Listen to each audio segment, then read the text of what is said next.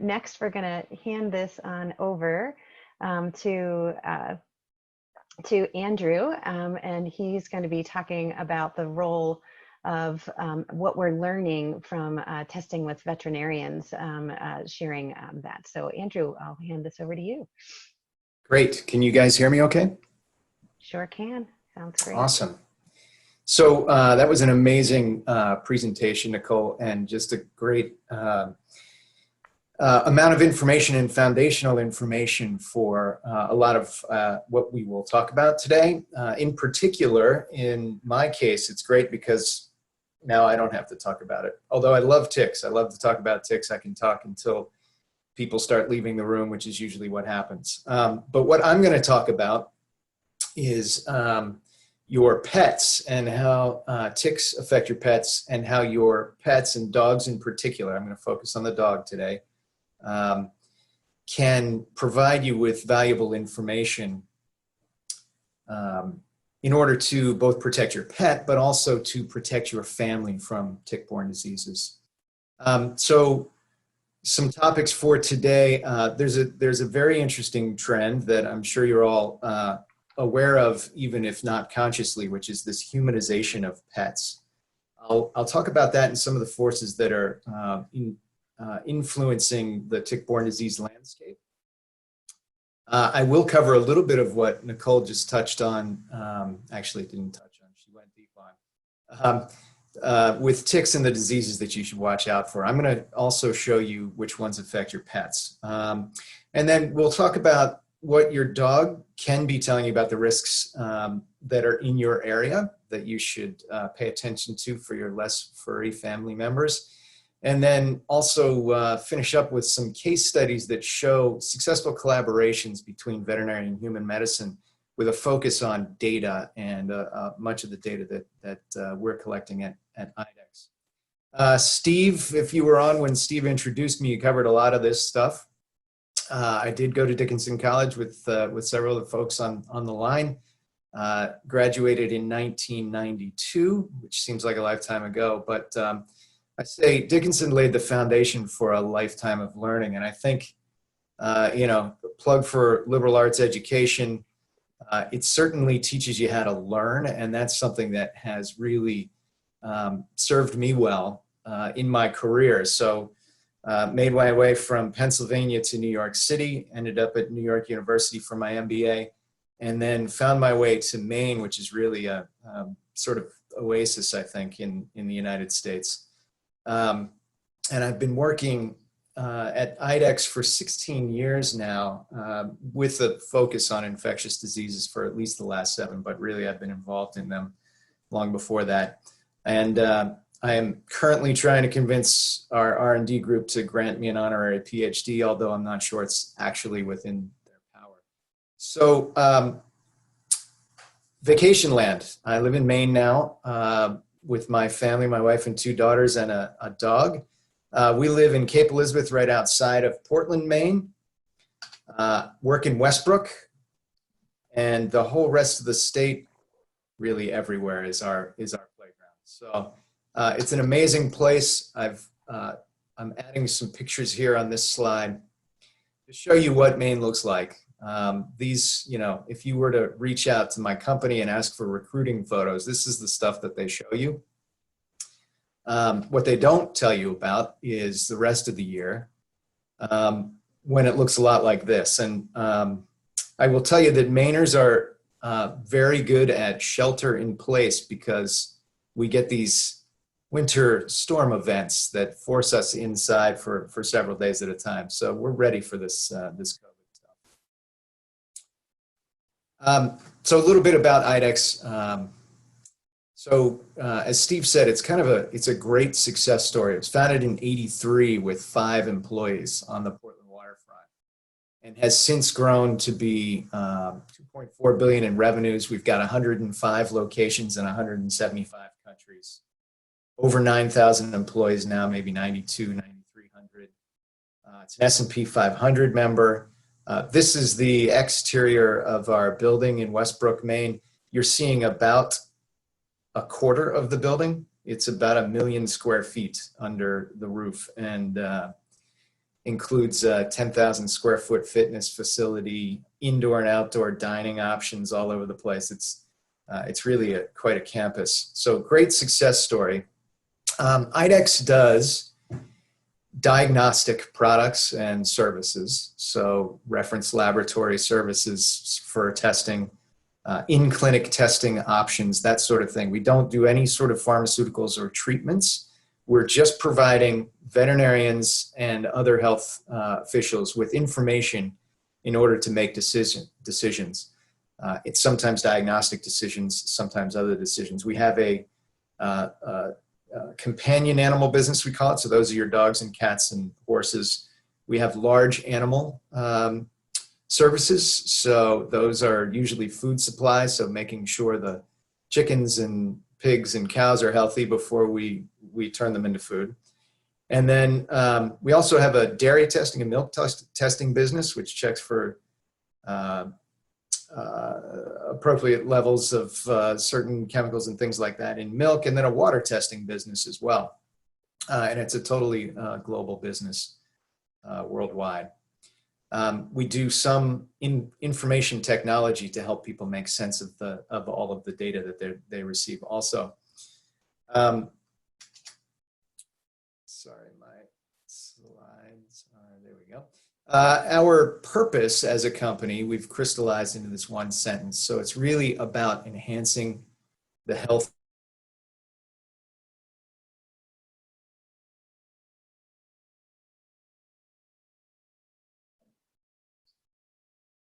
incredibly energizing environment for innovation. We have a huge number of scientists on staff and PhDs and DVMs, so veterinarians.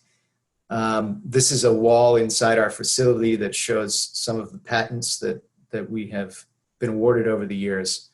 And the wall is about 150 yards long, and we've joked that we're going to need to keep building in order to accommodate the patents.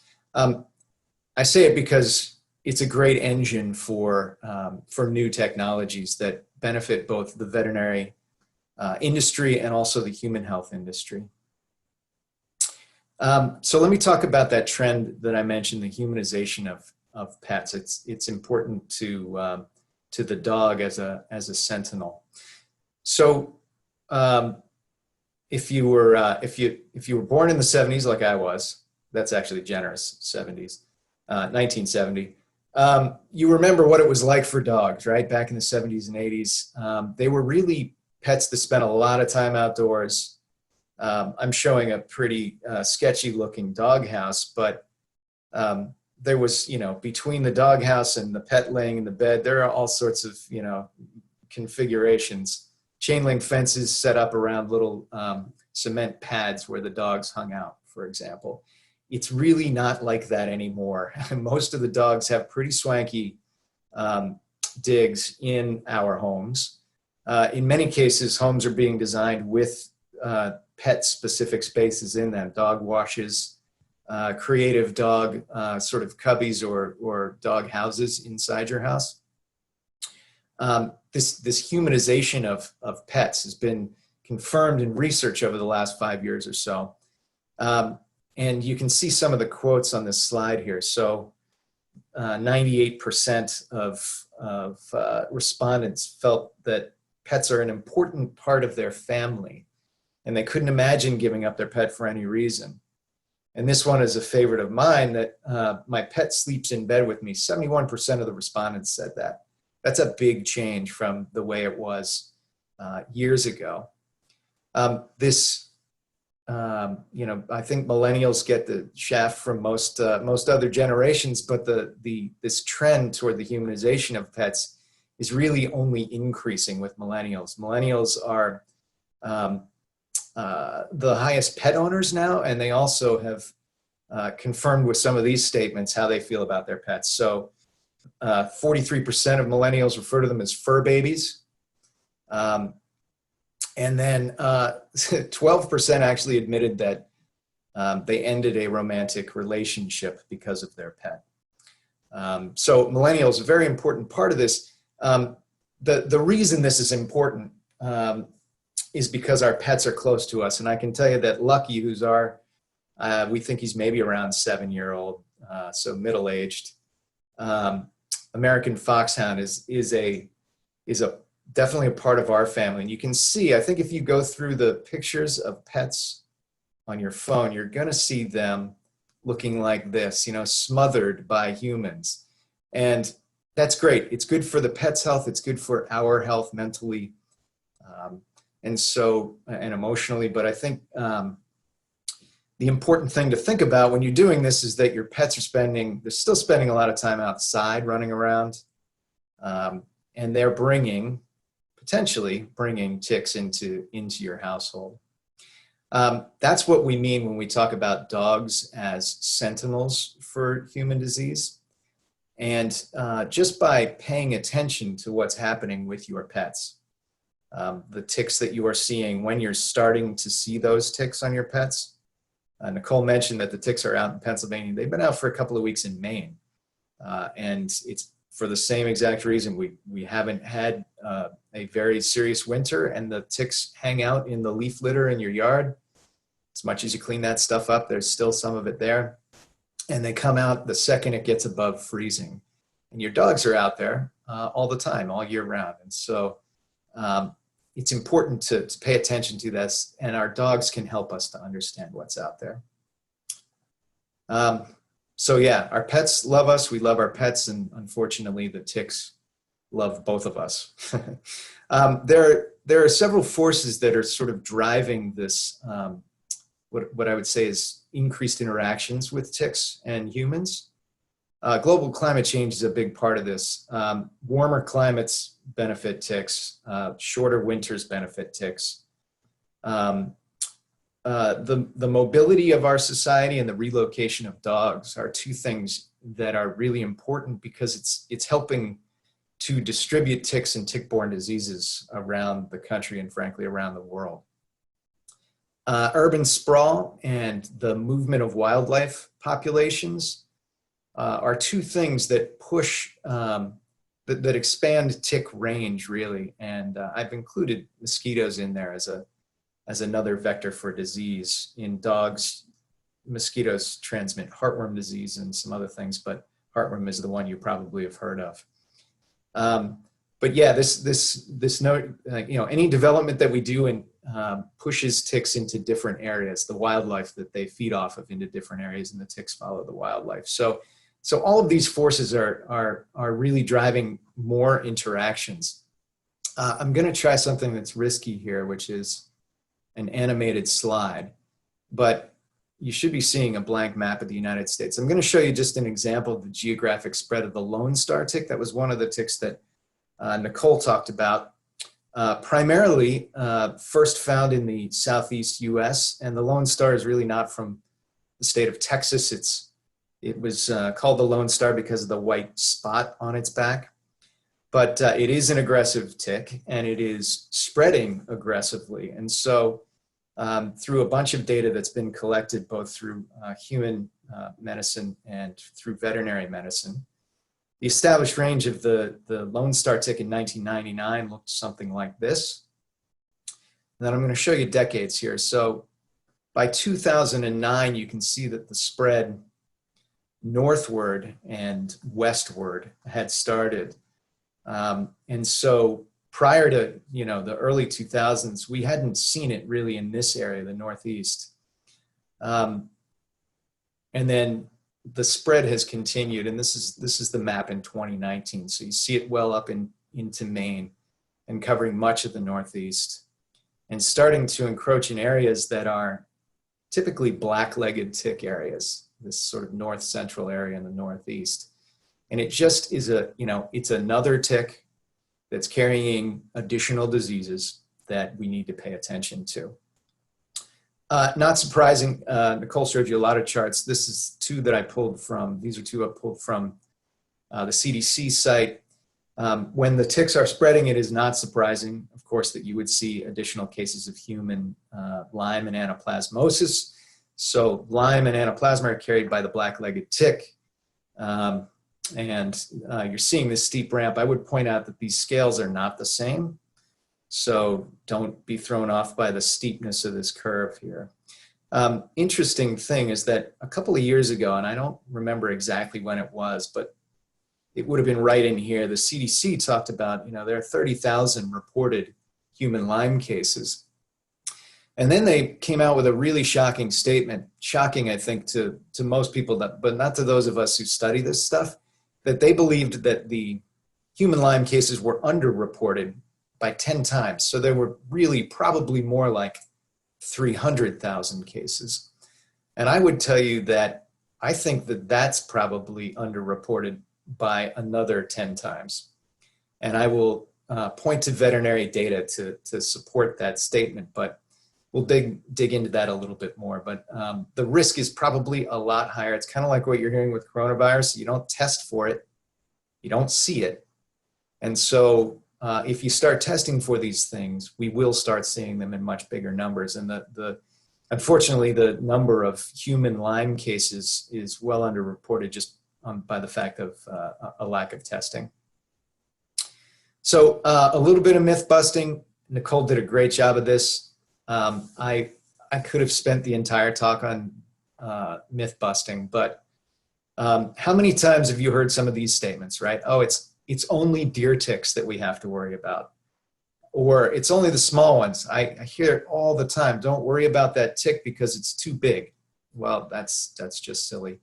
Only during the summer months, we've already debunked that one.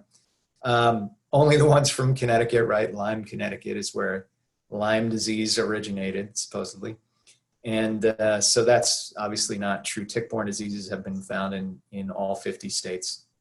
And only if they've been attached for a while. That one, there's some truth to that, but it's only sort of a half truth. And so you need to be aware of that. Certain diseases, Lyme disease is one in particular where they suggest that the tick needs to be attached and feeding for, say, 48 hours. I wouldn't want to test that one, but anaplasmosis, also carried by the same black-legged tick, the deer tick, is something that can be transmitted within a couple of hours of the tick attachment. So none of these statements are true. What should you be worried about? Unfortunately, you should be worried about all of them. So we talk a lot about the deer tick, the black-legged tick. And I love that Nicole suggested we should stop calling it the deer tick. The deer is not the important part of the life cycle of the black-legged tick, right? Humans could be just as important. It could be called the human tick if we wanted to rename it. And you can see, there's a lot on this slide, but you can see the 4 ticks that I've called out: black-legged tick, American dog tick, Lone Star, and the brown dog tick. They're all different ticks. They all have slightly different behaviors associated with them. Nicole talked about the sort of ambush techniques of the black-legged tick, great, and the Lone Star tick that sort of chases you down, more aggressive tick. The brown dog tick is unique in that it is known to infest homes. So you can actually find, typically in the South where there's moisture all year round, you can find infestations of brown dog ticks in your home. It's really gross stuff, but really important for protecting both pets and humans. These maps through the center, they're all straight from the CDC website. They're populated by known human cases. We work very closely with the CDC as well in order to provide veterinary information. And so some of the spots are probably filled in with veterinary data as well. So graphically on the right-hand side here, I've listed out some of the diseases that each of these ticks carry. So we talk about Lyme, and I'm thankful for the amount of press that Lyme gets, for the awareness that it's raised of tick-borne diseases, but it is definitely not the only tick-borne disease, and I would guess that many Lyme cases are probably misdiagnosed anaplasma cases or babesia cases, for example. We just don't have a great level of testing that's happening in human medical doctors' offices to distinguish between these different tick-borne diseases. But the point is, there are a lot of them, and they can infect both your family, your kids, and your pets. The yellow boxes here indicate where the X's are missing. So these are the few cases where there are diseases that don't necessarily infect humans. So for example, Ehrlichia canis, as you can imagine by the canis in the name, is specific to the dog. I put a star here for Ehrlichia ewingi because there is some body of evidence developing that maybe humans can get Ehrlichia ewingi. But for the most part, I think the big takeaway is there are a lot of X's here in a lot of shared diseases here between the two, between your pets and your family. So dogs can be very helpful in telling us what to look out for your family. Another thing that is incredibly helpful is the amount of testing that happens in the veterinary space. This map shows, it's kind of a cool map that shows the reporting locations for data that we receive on the vector-borne disease testing, so tick testing and mosquito testing, that's happening throughout North America. And so you can see there's roughly 18,000 North American reporting locations that we receive data from. That data comes to us in the form of positive or negative results for the number of tests run, right? So we will, for example, see that an individual test generated a Lyme positive result. This is what our simple in-clinic test looks like. A couple drops of blood go in this little cup area. You snap it, which activates some things that happen below the surface of the body of this test. And in 8 minutes, you get a result for Lyme disease, 3 types of Ehrlichia, 2 types of anaplasma, and a heartworm for your dog. Now, there are about 80 million pet dogs in the United States. There are only about 31 million vector-borne disease tests run. So when we talk about underreporting, it's happening in the vector-borne disease space as well. In the veterinary space as well, but not nearly to the extent that it is on the human side. This is also why I believe that the human cases are significantly underreported. There's about a 5% prevalence rate for Lyme disease in the United States, which means if we were testing all 80 million dogs, you get about 4 million positive dogs. And I can tell you that in any given year, this is showing the United States and the results for 7 million tests at a 5% rate, about 350,000, right? It's probably about 3 times that rate, maybe, just in reported, but I think that probably underreports by a significant amount because only 31 million of the 80 million dogs are getting tested. A lot of our data goes to the Companion Animal Parasite Council. The website's capcvet.org. I would recommend going there and poking around in the maps. It's really interesting information. We provide it for all of the vector-borne diseases that we just mentioned. We also do some intestinal parasite diseases, hookworms, roundworms, that sort of thing. And then feline retrovirus diseases as well, if you're interested in digging into that level of data. I show the United States map. Really, it's interesting. You see what Nicole's map showed, which are these sort of concentrated areas. This is Lyme disease. For Lyme, she mentioned Ixodes pacificus, which is the western black-legged tick, which distributes Lyme out into the West Coast. But cases have been found in Florida. Those are probably travel dogs, that sort of thing.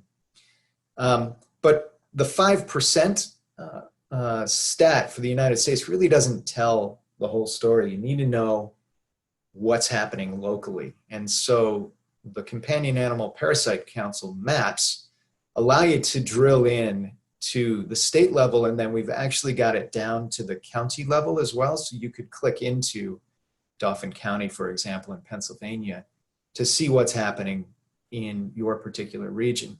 Now it is limited by, I showed you that map of the reporting locations, it's limited by reporting locations. I can assure you that this particular gray county here has Lyme disease. The ticks aren't respecting the county borders. I can assure you that. They will go wherever they want to go. And so this just means we don't have veterinary practices reporting in these areas. But what's interesting is once you drill into Pennsylvania, you start to see what's really happening, okay, which is Lyme disease is very prevalent in Pennsylvania, 12.5%, give or take. And then when you get into specific counties, which I'm not going to drill into here, but you can on the capcvet.org site, then you get very specific information about what's happening really in your backyard. Gives you information about what to look for, again, to protect your pets and to protect your family. We also provide the data through CAPC to Clemson University. Their statistics department has taken the data for many, many years, about the last 10 years, so millions and millions of data points, put it through statistical models to determine what the significant variables are for driving tick-borne disease, and they've created forecast maps, which work similarly to a pollen forecast or something like that, to give you a sense of what you should really be looking out for in your area. And so I would encourage you to go to their site and dig into those as well. But this is another source, another opportunity to go and learn what you should be aware of in your backyard. I showed you the United States. Our network extends well beyond that. Through the entire world, we have about 25,000 veterinary practices, more than that actually in 100 different countries. And at this point, we are seeing about 1 million data points a week that come into our servers so that we can parse that data in a lot of different ways. And that allows us to really establish what the trends are that are happening around the world. And Nicole said it in her talk as well. Tick-borne diseases are not a North American issue. The density of these spots might suggest that it's worse here than, say, somewhere out here, right? But really, this is the density of the reporting locations. And you can see that in the United States, it follows the population maps pretty closely.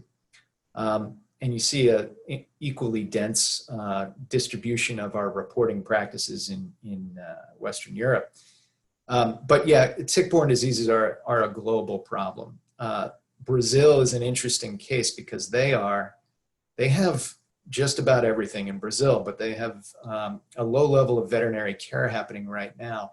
But you're going to start to see this area of South America blossom over the next couple of years as the veterinary space changes down there. So veterinary data alone, very, very powerful. It can provide us with really important insights, but those insights get much more meaningful when you start to combine the veterinary diagnostic data with other data sources. So for example, environmental data sources and human public health data sources. This is by far the biggest repository of information just by virtue of the amount of tests that are being run on pets. Pets can't talk to us, so veterinarians rely pretty heavily on diagnostics to determine what may or may not be wrong with them, and so tremendous amount of data here. But again, real power when you start to combine it with these different data sources. And I'm going to finish up with 2 quick case studies here where that highlight the interaction between human and veterinary data sources to derive some new insights. So in 2011, there was a CDC study published with the help of scientists in veterinary medicine as well, that confirmed that dogs are sentinels for the emergence of Lyme disease in new areas of the US. So this was specifically talking about emerging areas for infectious disease. The CDC matched up a lot of our data and found that when the seroprevalence, so that's just the positive testing rate, got to be 5%. It was statistically significant as a predictor for human Lyme disease in an area. That was a very interesting finding in 2011. A new study came out in 2019 that looked retrospectively at a much, much larger data set, something like 10 years worth of data. So probably 100 million data points. And what the researchers determined in this case was that at all levels, so not just when you get to 5% and above, at all levels of seroprevalence in dogs, you see corresponding incidence of human Lyme disease up until about 30%, and then it just sort of flattens off. But really interesting to see this collaboration between veterinary and human medical scientists, proving that the dog is in fact not just a sentinel for ticks at the local level, as in I see a tick on my dog, I should pay attention to the ticks on my kids, but also as a true predictor of the emergence of diseases in particular geographies. So that's my first case study. And then this one, I think, is a really, it's a really interesting case study that started back in 2009. So this map shows the seroprevalence. I think we were looking for Ehrlichia overall. To publish, we had, every couple of years, we republished this study that showed, just to update the veterinary industry, about the distribution of diseases around the United States. What happened in 2009 is we saw this area in the upper Midwest that of unexpected Ehrlichia seropositive dogs, right? So we said, that's interesting. We hadn't seen Ehrlichia positives in this area before. This area is, in particular, a hotbed for deer ticks, black-legged ticks. And you see a lot of Lyme, and you see a lot of Anaplasma phagocytophilum, listed right here, in this area, but not a lot of Ehrlichia. So this was the first time that we started to see Ehrlichia positives. Of course, everybody was interested. There was concern about whether maybe the test was malfunctioning, that sort of thing. But it started an investigation in this area that resulted in a new Ehrlichia disease that I'm pointing out right here called Ehrlichia murus oClarensis. Eau Claire is in Wisconsin. We happen to have an office there. I don't know if that had anything to do with the naming of E. murus oClarensis, but subsequent studies were conducted and published on this new Ehrlichia infection in Minnesota and Wisconsin, that area. So a brand new discovery, and this is a veterinary paper on the left side. This is a human medical journal, New England Journal of Medicine, on the right side, and these were done in collaboration with each other to show the emergence of this new disease. And now E. murus oClarensis is officially recognized by the CDC as a new Ehrlichia species in the upper Midwest. So again, an incredible collaboration between veterinary, where you're digging into millions and millions of data points, human medical side as well, with human reported incidence of disease that results in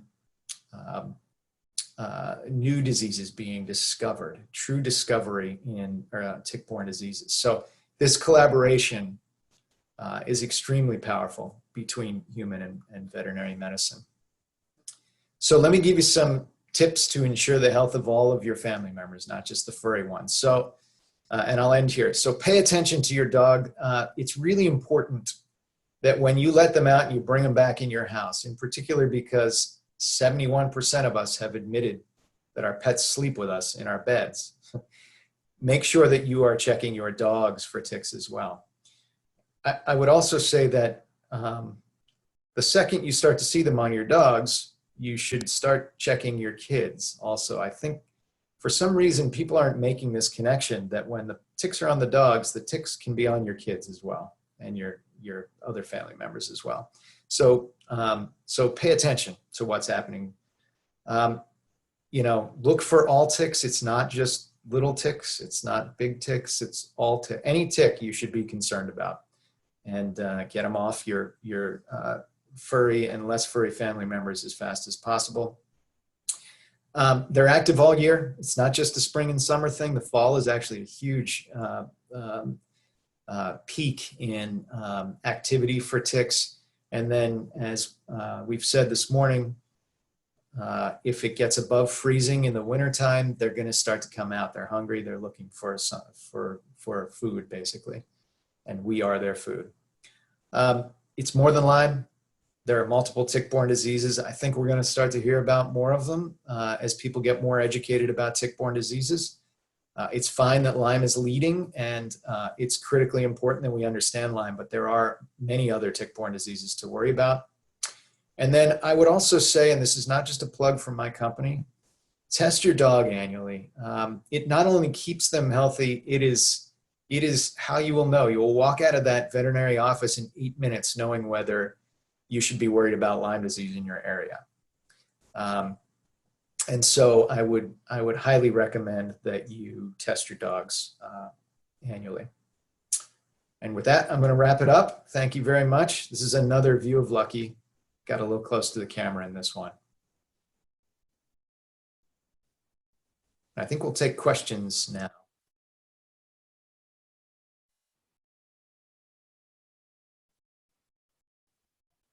Hi there. I'm so sorry. I was getting a call from one of our presenters at the same time that you were ending.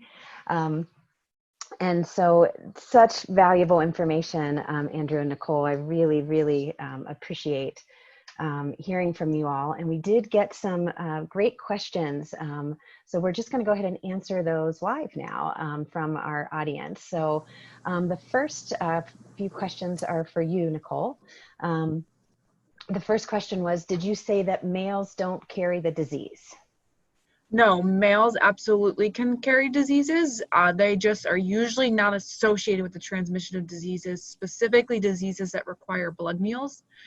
There's very literature that suspects if a male tick is a carrier and it's a disease that's in the salivary glands, can they transmit it? That is unknown. Okay, great. Thank you so much.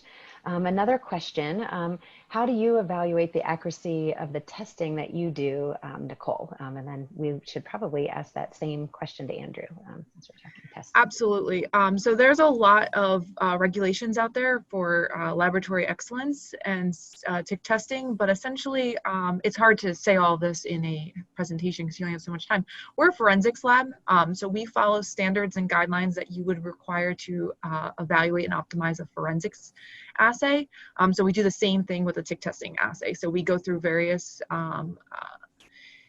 process of that assay development and optimizing it, making sure that the standards are coming up accurately, the standard curves show that the efficiency over dilutions are accurate. So it's an entire process before we actually launch the assay. And that'll also tell you your efficiency and accuracy of the assay. Fantastic. And Andrew, I don't know if you want to answer that. We do have a question around testing coming into the chat too of do you test for tick-borne diseases in Australia, either one of you? But I think Andrew, your company probably does more of that. Yeah, so first of all, we do, yes. We have a reference lab in Australia, and the SNAP 40X Plus test and other in-clinic tests like the one I showed a picture of are available in Australia.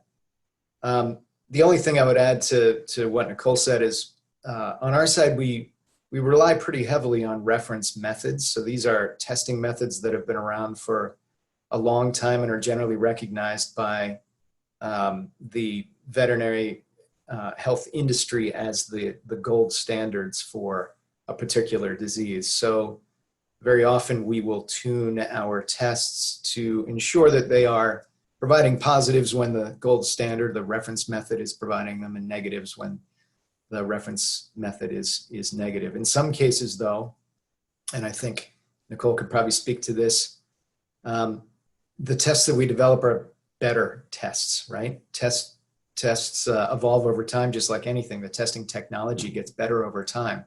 And that creates a particular challenge, because how do you show that your test is better than the test that is considered to be the reference method? So there are some challenges, but we're constantly ensuring that the test technology advances as it can over time. Fantastic. And while we're talking testing, there was another question. Could the SNAP 4DX Plus test be utilized by a human for testing, or is it only for dogs? Yeah, the test is only for dogs. There are reference intervals for test results, and we need to, the test was made specifically for canines, and we haven't ever looked at the idea of doing this for human medicine. It's an important part of our mission to really stay true to our customer, which is the veterinarian. And so while I have heard of colleagues, say, testing themselves with the test, it's definitely an off-label usage and not something that we can even guarantee. Thank you. And we're still on testing, so we're going to stick with this as I'm looking. There were two comments here. Why are there no alphagal tests for ticks? Are these being developed? I'll leave that to either one of you.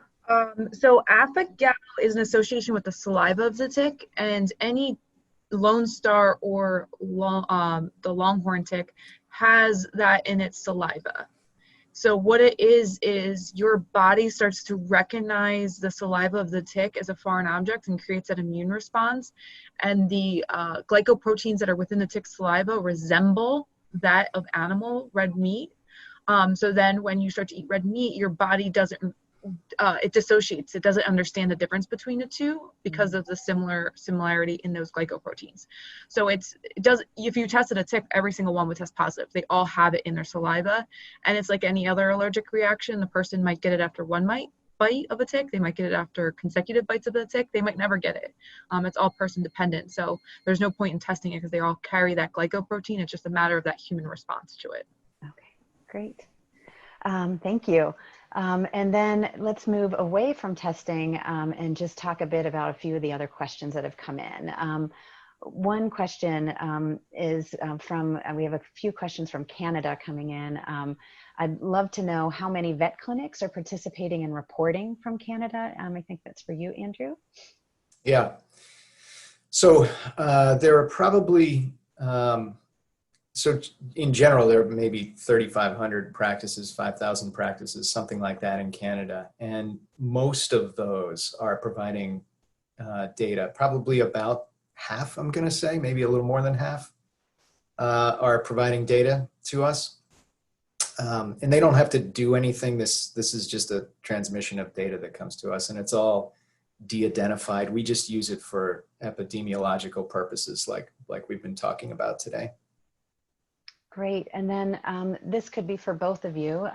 We'll stay in Canada for this question.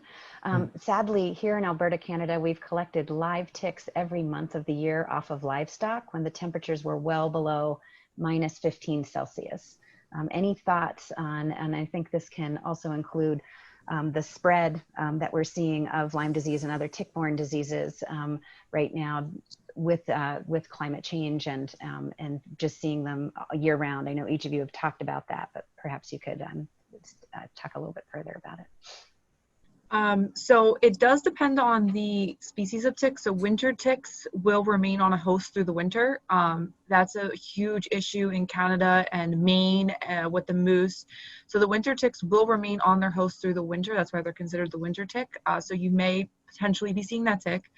Additionally, the tick could be feeding on the animal because the animal's body could be keeping it warm. So if it was in an area where there's no snow cover, the ticks are still underneath that leaf litter. And there's a chance that if the body of the animal warms up that area, the tick would come out. So ticks have like a similar structure of glycogen in their saliva that's similar to antifreeze. So they don't freeze over the winter, and that's what helps them survive. So they could potentially be coming out as a result of the animal's warm body. Thank you. And you might have. That's sad. Yeah. And so one more question around Bartonella for you, Nicole. Bartonella is a very common co-infection, as we know. I know both Carrie's children and mine have Babesia, Bartonella, and Borrelia. So one of the questions for you, Nicole, is, are you working on testing ticks for that infection as well? Yeah, Bartonella is included in some of our other panels. It's just not in our basic panel currently. Okay, great. All right. Yeah, that's true of veterinary as well. We've got Bartonella tests in our reference lab. Perfect. And do you have any information on whether Lyme disease can be transmitted through raw cow's milk, Andrew? I think that was coming from you when you were talking about milk testing, right? Our milk testing focuses on the antibiotic level in milk, so I don't really have information on that. And in fact, I haven't read anything about that either, but now I'm going to go look. Right. I haven't thought about that myself either. Right. And our last question from the audience is why are many physicians not aware of the spread of Lyme disease, and how do we increase that awareness? It sounds like veterinarians are on target with a lot of this, but what are your thoughts around the human population and how we can help increase awareness with physicians? Well, I think one of the challenges with tick-borne diseases is that the symptoms are really general, right? So it's sort of, they can be just achiness, soreness, maybe a low-grade fever. In dogs, veterinarians have a medical note that they take called ADR, which means ain't doing right. And that's literally it. It's like, oh, well, you feel a little punky, right? How would we describe it? I don't know. But I think that's one of the challenges. And then I don't think the testing is quite to the same level in the human space as it is in the veterinary medical space. And I'm not exactly sure why. Part of that has to do with regulation, where we are less regulated. So the innovation happens a little bit faster in the testing space on the veterinary side. And I think Chris Newby might have some insights into that as well that will come up next. And Nicole. Just to add to that a little bit more, I think too with physicians, especially if they're very focused or either very general, and since Lyme disease is so rapidly evolving and things such as a bullseye rash. So the bullseye rash isn't very common anymore, and it's hard for physicians to stay on top of it. And continuing medical education specifically for tick-borne diseases is not a requirement. However, some states are trying to change that. So there's state legislation that's trying to require physicians to start doing at least an hour training a year on tick-borne diseases specifically. So how can you increase that awareness? Definitely talk to your state legislators, see if that's something that they're trying to get passed in your state. We, as East Stroudsburg University, we were supposed to be hosting in 2 weeks a continuing medical education conference, but unfortunately we had to cancel that. But there are areas that are trying to educate their physicians more. And then you can be an advocate for yourself. So if you think your physician is unaware or they don't know, give them some materials, send them to an area where has great information, whether it's the CDC or some other sites, and just try to educate them yourselves and be your own advocate until we can really push that continuing medical education for tick-borne illnesses specifically. Thank you so much. And I think Carrie has one more question for Nicole, perhaps, that I was seeing pop up in the chat. I'll let you take that, Carrie. Yeah, thank you. First of all, both of you, incredible job. I took notes. I thought it was amazing, the collaborative presentation that you both gave. Nicole, you mentioned here in Pennsylvania now with everybody going out because of COVID, the only place they can really go is right outside in the yards. There's a 400% testing increase, you said. Do you have data now that is actually showing, because there's so much more data collection, or rather there's so many more ticks, are we finding more of them are now testing with not just Lyme, but other co-infections? Like, does that 400% spike the number of sick ticks? So 400% increase in tick bites. Gotcha. Yeah, sorry, that's an increase in people being exposed at this time of the year. So in comparison to last year, how many, and this is only who sends us ticks and we can collect data from, but what we were exposed last year in Pennsylvania to what we were this year, it was that big of an increase. I have not dove into the numbers to see infection prevalence yet. I haven't had the time to do so, but I would suspect that there could be a difference in prevalence rate, but it's usually year over year, we don't see too much of an increase. It kind of is very just a slow rise. But with warmer weather, we could see a difference. And then the other is if someone, whether they get it off of their dog or themselves and it's just crawling, do you want people to send ticks in anyway, whether it's attached or not, just so it helps forward that data better for you? I would say at this time, no. We have a lot of residents that are sending ticks in that are actually biting them, and we only have so many funds to go around. And as of now, it looks like we're probably going to run out of funding by July. And we want to really make sure that we can get the information to the folks who actually have a tick biting them rather than crawling. So in the past, we used to say yes because we wanted the data, but now I really would like to focus that. I mean, could you? Yes, you could. We wouldn't really know the difference, and we might limit that in the future, but preferably those that are exposed with it biting because they're at greater risk for that disease, because we really want to use this as early detection for them. All right. Well, I cannot thank either one of you enough for all of the great knowledge that you shared with us. I in my paid job, am a data geek. I am a data visualization trainer for a company called Tableau, and my company Boulder Insight.